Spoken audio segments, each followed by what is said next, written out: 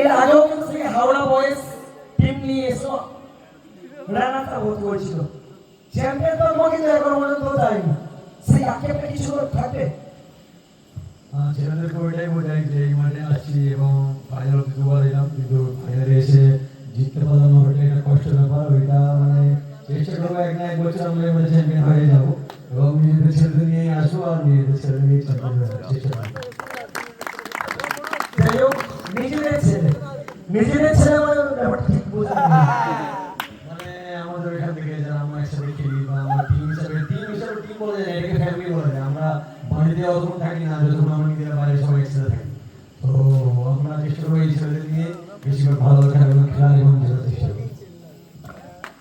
এই বছর খেলতে এসছে, এর আগে হাওড়া বয়েজ টিম করে আসা, সেই বছর এবং এই বছরের মধ্যে কি পার্থক্য মনে হচ্ছে?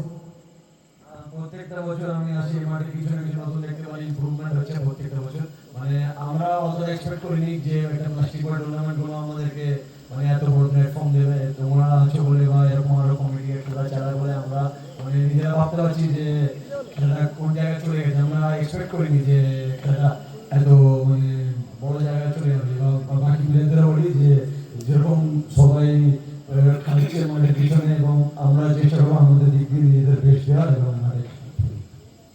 অসংখ্য ধন্যবাদ।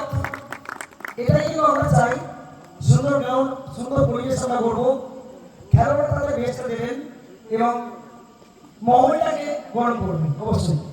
তো এই মুহূর্তে পুরস্কার আমরা তুলে দেবো রানার্স আপ ট্রফি।